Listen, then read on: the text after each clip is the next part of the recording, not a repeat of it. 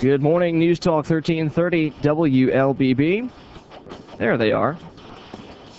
I found them. I have Hairspray tickets. Saturday, May 12th, 7 p.m. Mabry Center for the Arts. If you'd like to call in and get some of these tickets, please feel free to call in and comment on the program or call afterwards. Either one is absolutely fine. I got a good number of tickets here. Normally $10. You can get them right here on News Talk 1330 Hairspray this weekend. Tickets for the Saturday, May 12th at 7 p.m. Directed by Brenda Sue Holcomb. The program Hairspray. You've heard the news story all this morning, so that is enough on that. Let me reshift everything back to where it's supposed to go on the desk where I found these tickets. Alrighty, so today, I've already mentioned I'm talking a little bit about college tuition and making the case against federal aid. And there's a few things I'd like to, one thing I'd like to touch on first that I thought was really interesting I saw yesterday while on the internet. Let's see if I can't pull it up here. Okay, a curious fact about the French economy. Get this. This is pretty interesting. The country has 2.4 times as many companies with 49 employees as it does 50 employees. What difference does one employee make in the country of France? Plenty, according to the French Labor Code. Once a company has at least 50 employees inside France, management must create 3 worker councils. They must introduce profit sharing and submit restructuring plans to the councils if the company decides to fire workers for economic reasons. You know what this reminds me of? Some of the rules in Obamacare. The Affordable Health Care Act is what I'm supposed to call it, to be politically correct. It reminds me of a lot of the things in there, honestly, because there's plenty of provisions that say, well, if you have 25 employees, you must do this. If you have less than 15 employees, this. There's a lot of provisions like that. So that's exactly what's going to happen. Some business owner who's got 16 employees and likes his 16 employees is going to see that it's going to cost him an extra X amount of dollars this year to have 16 employees when he could instead have 14 and save himself bukus of money. There's what's going to happen. That's exactly what's happening in France. And that's why France has had record high unemployment for a decade. France is a basket case. I mean, France is a basket case within a basket case that we call the EU. And I can tell you right now that the recent elections in Europe are quite indicative of the fact that people of Greece, people of Spain, the people of Italy, not very fond of austerity measures, which is why they're voting in socialists, because they're just going to ignore the debt, because politics gets in the way of common sense. Which leads me into our discussion today. Here's a quick primer about college policy. I've spoken a bit about Julia. You heard about Julia yesterday. America's favorite, two-dimensional, lifelong leech of the state. And Julia makes a clear case that higher education is definitely going to be a big topic in the upcoming presidential campaign. In addition to the recent debacle with the Republicans in Congress and Democrats in Congress talking about student loan interest and the uproar over that. Right now, student loan interest rates are about 3.4%, which is artificially low. Market prices for loans like that with very little collateral are quite a bit higher. So reformation involves upping the rate to 7% or so, almost double. Well, of course, Republicans are being called, we'll say they're trying to be sensible, at least economically, but not sensible when it comes to politics. It's an election year. You don't jack up tuition rates, the interest rates on tuition in an election year. It's just not a good idea. One, because most people are stupid, as I often say on this program. And I hate to be just sourpuss about it all, but people really just are. See, some people think that, well, if anything needs a bailout, it's the student loans. It's the people in the middle class who really deserve the bailout. I got news for you. Bailing out the middle class is no different than bailing out the upper class when it comes to wreaking havoc on the economy. You just want to be bailed out because you've got a bigger mouth than the upper class does. You don't care that it's trillions of dollars either way. There are more than $1 trillion in outstanding student loan debt. What's interesting is some people are proud that credit card debt is down over the recent years. But what's counter to that is that student loan debt is up big time relative to that. Because what's happened is during the recession, people can't find work. So what they do is, thanks to the federal government, they can take student loans, and you can take a lot of money out in student loans. You can live on student loans for years if you want to. You can literally live off of the federal government at a very low interest rate for several years. You can go to college, you can pay rent, you can buy your kids Christmas gifts. It's a sweet deal and much cheaper than putting it on the credit card. So what happens is the market forces naturally drive people away from the expensive credit cards into the artificially low interest rates of student loans. So instead of living beyond your means via private sector banks, you're living beyond your means via government sector banks by student loans. And there's a few things I'd like to address. This is from the Cato Institute about college policy and how the public really needs a much-needed perspective on higher education. And the list is not long, but it really gets kind of the big issues when it comes to it. The first point is let taxpayers eat ramen. We hear a lot about supposedly starving students, but almost nothing about the living, breathing people who are supplying the public funds for higher education. The total burden for those forgotten people and how it's changed over the past few decades. And the result is let the taxpayers eat ramen, because college kids are getting a sweet deal on the backs of those who actually pay taxes. And sure, they'll go on to later pay taxes, but it's changed a lot over the years. We'll get into that more later. For-profit colleges are bad, and all others are saints, is also another point. If politicos ever decide to go after colleges and universities, it's usually only those that are openly and officially for-profit. By the way, the University of West Georgia is for-profit. You know, because seeking profit is inherently evil and exploitative. But here's the thing. Most of the Ivy-clad institutions, and I don't just mean Ivy schools, I mean all these schools that have very nice facilities that wouldn't stoop to something as squalid as profit-making, are actually making big bucks off of undergrads. They just use the booty to reward the people already in the schools rather than investors. So it turns out you don't really trade in your self-interest when you take on a career of the mind. You can make money in a nonprofit. Don't confuse the way we characterize organizations in the tax code as some morally obligatory characterization, because there's plenty of nonprofit organizations that make plenty of bukus of money and put it in their own pockets.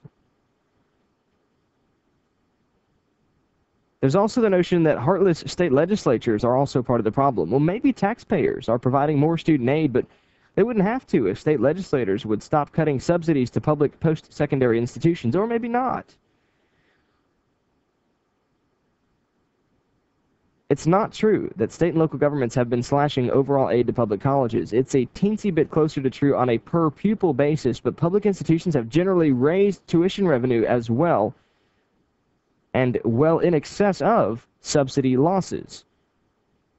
I'll use myself as an example. My first semester at UWG was $1,650, including tuition and fees. This spring, it was well over double that. It was nearly $4,000. Well, that's not considering books either. After books, it was probably that much. See, freshmen don't spend all that much on books, at least not in my experience. Our books are relatively cheap. And as a senior-level poli-sci major, we spend quite a lot on books. I think this summer I've spent about $150 on books so far, which is not bad. Some professors prescribe older textbooks that are just as good, too. And it's interesting to see how considerate your professors are, especially at the senior level, when it comes to the cost of books. But anyway, there's also the notion of student aid being this reverse Chinese finger trap. With the Chinese finger trap, the harder you pull, the tougher it is to escape. If you've never tried one, you put it on both of your index fingers, and if you pull it hard, it doesn't come off. It's almost like handcuffs. There's kind of a trick to get it off. For college affordability, though, the harder that we pump in these artificial money, this student aid, the tougher it is to escape the ridiculous college prices. We'll get into the numbers here, the nuts and bolts, we'll call it, after the break. Stay tuned. It's 8:40.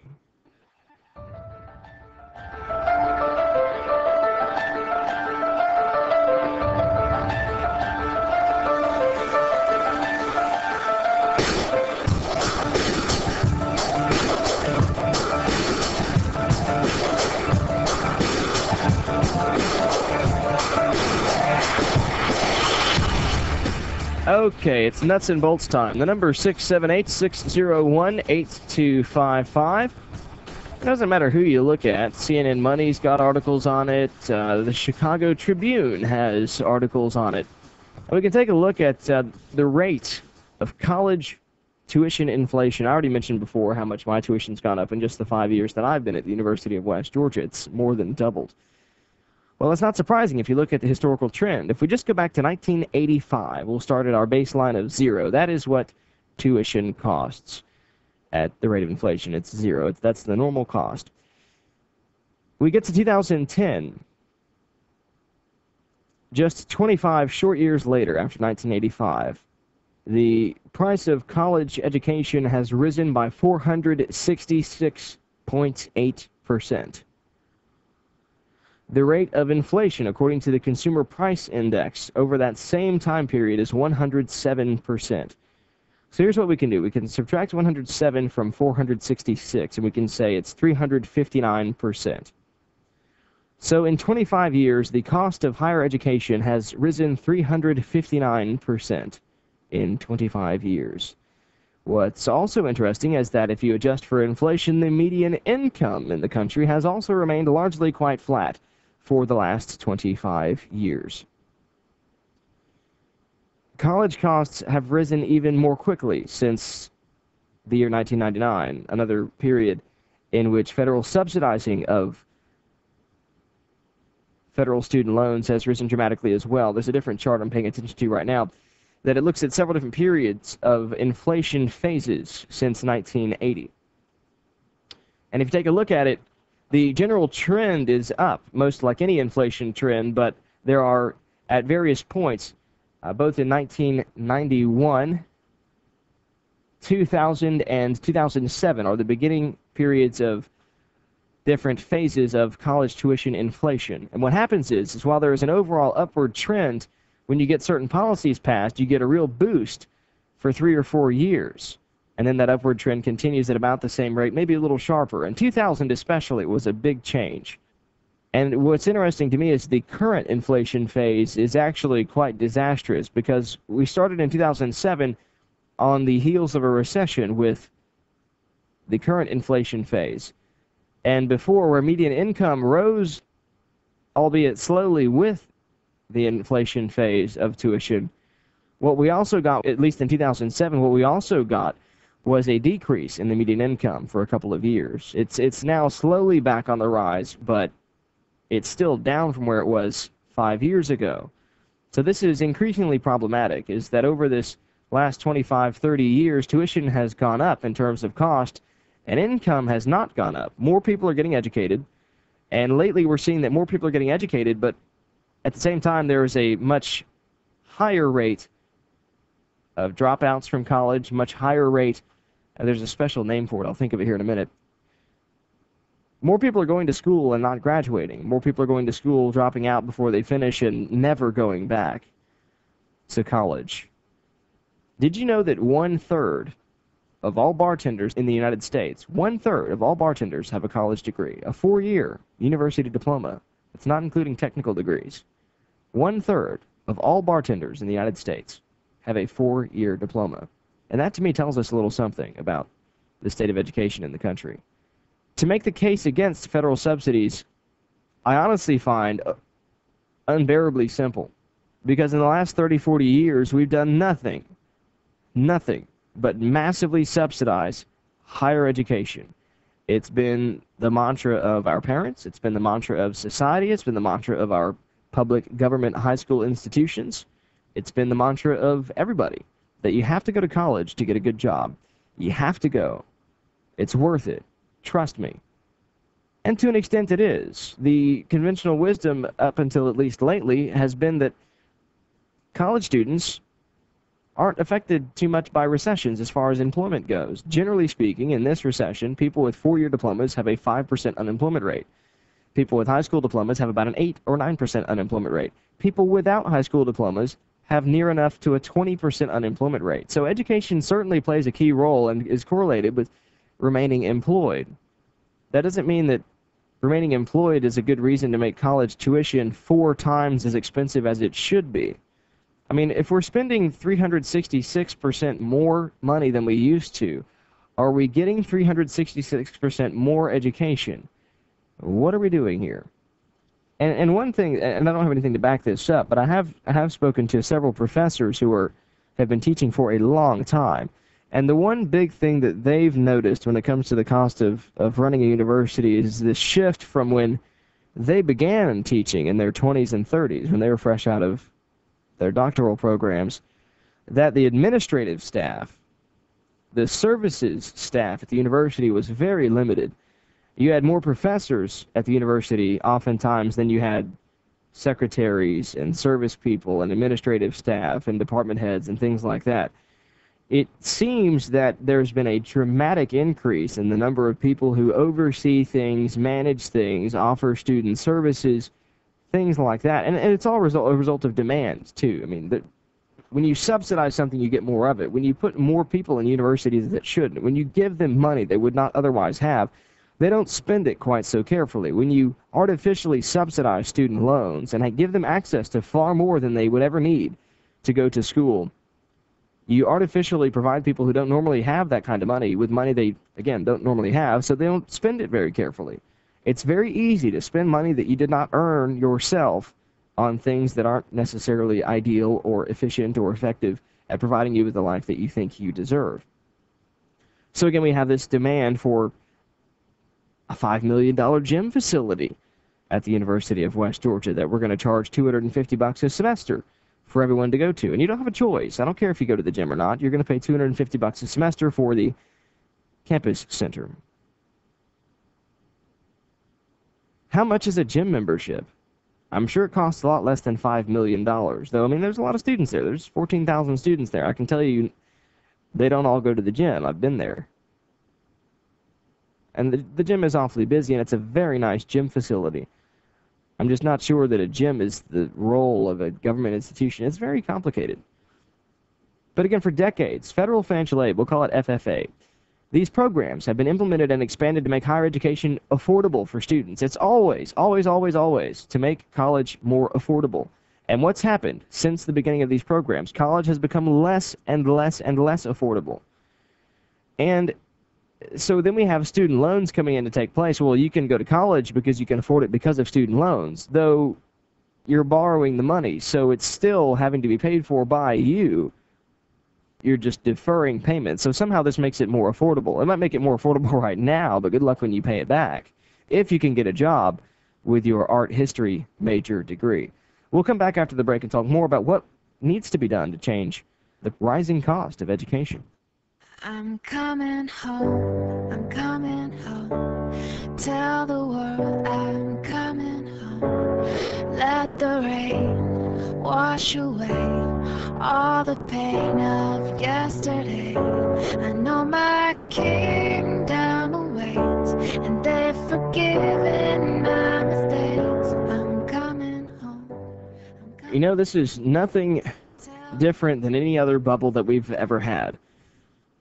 To be honest, it's sort of all a learning experience, I would suppose, or I would propose, I guess, that when it came to credit cards, we didn't have credit cards 50, 60 years ago. Not really. Not to the extent we have today. I mean, the average fresh out of college kid can get $20,000 worth of expenses ready to go thanks to private banking. And I think as a culture we've learned that credit cards are dangerous, finally, but they can be extremely helpful if you use them correctly. And this downward shift away from credit cards is being filled by the federal government in the form of student loans or subsidized mortgages or whatever you'd like to call it. It's all a big entangled mess. And Congress is currently debating the reauthorization of the Higher Education Act and whether or not it should survive the way it is, whether or not we should increase student loan interest rates to market levels. And I think we should all be heeding Friedrich von Hayek's warning that democracy is peculiarly liable. It's a difficult word to say. Peculiarly liable, if not guided by accepted common principles, to produce overall results that nobody wanted. One result of the federal government's student financial aid programs is higher tuition costs at our nation's colleges and universities.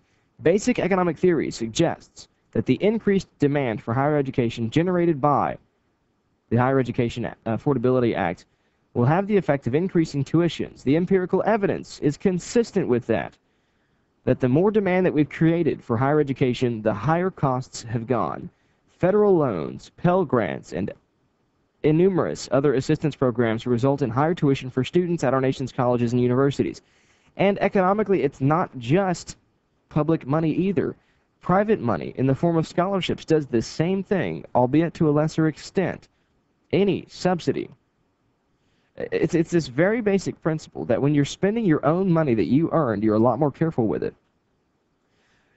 Then we go to phase two. When you spend your money on someone else, you're somewhat careful with it because you want to make sure that someone else gets value out of the money that your money that you're spending. You want to get value out of it as much as you want them to get value out of it. So you're very careful. You try and pick someone a gift that you think they would like.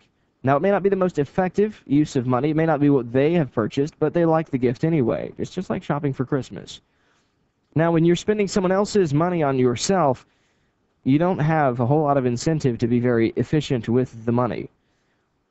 And then we go to the fourth, where you're spending someone else's money on someone else, where you have even less incentive to be careful with that money. When large numbers of students begin to rely on the federal government to fund their higher education, and the federal government uses this financing to affect the behavior of state and private institutions, we should be very concerned about how the resulting loss of independence of our colleges and universities affects the ability of voters to form opinions about public policy that are independent of the government's position. Because exactly like the New Deal, exactly like Social Security, exactly like any other government entitlement program, any benefit provided by the government is difficult to get rid of. It is so easy to get and impossible to get rid of. It is the closest thing to eternal life we will ever see on the face of this earth. Rather than expanding the current system, as President Barack Obama or many Republicans would have, Congress should instead consider a phasing out of federal assistance to higher education over a 12-year or 20-year time frame. As the government removes itself from student assistance, we should expect several things to happen. One, sticker tuition prices should decline sharply immediately because universities are going to be big-time worried about getting enough students in the classrooms to fulfill their largely expanded and overinflated budgets due to the services and fees and rising cost of education that has been allowed by the status quo. Second, the private market should also respond to the phase-out of federal assistance. That response would likely take several different forms. One, we would see more private sector loans like we used to. Additional private scholarship funds, and perhaps most importantly, the expansion of human capital contracts. Human capital contracts is a concept a little foreign, I imagine, to most of you if you haven't read much of Milton Friedman. But that was first suggested 40 years ago, and it's a concept that would allow students to pledge a portion of future earnings in return for assistance in paying for their tuition. That's the problem with student loans, and why the government has stepped in is because there hasn't been a system, or I don't know what it is, a creativity of sorts, to allow people to promise contractually human capital in return for assistance in paying for college, which is why the market rate for tuition or student loans is more like 8 or 9%, much closer to a credit card, because there ain't much capital on a credit card. They can't come seize a whole lot besides your credit. The same thing goes for college loans. There's not a whole lot they can seize from a 21-year-old or a 22-year-old, which is why it's very difficult to take a risk as an investor to loan to somebody like this. And that's why we cannot have an artificially low college tuition rate, because we get too many kids in school that don't need to be there, one. Two, there's too much money in there. When you inject money into things, people don't spend it wisely, which is why we've got tuition that's doubled in the last 10 years, at least here in Georgia. It's basic economics. You want more of something, you subsidize it. You want less of something, you tax it or take away subsidies. Sure, we got more higher education, but we're also paying a lot more for it. Are we getting our money's worth? Median income has been flat for 20 years, and during that time period, the cost of college education has risen over three times, 300% over that same 20-year period. Is it worth it? I don't know. You tell me. I'm just saying, here's the facts. The facts are, there's a big correlation between more federal money, more state money, and higher costs of education. Are we making school more affordable by pumping money into it from other people? I don't think so. I don't think you would agree that it's more affordable. More money may be affordable, but is that how it should work? It's an interesting question. The answer might be somewhere in the middle, but I can tell you right now that we've been pumping money into the education system for decades, and the only result has been higher costs, both in primary education, secondary education, and it's about time we tried something else, because the cocaine addicts are just saying more, more, more, more, more, and it's been the same line for 40 years. It's time we try something different.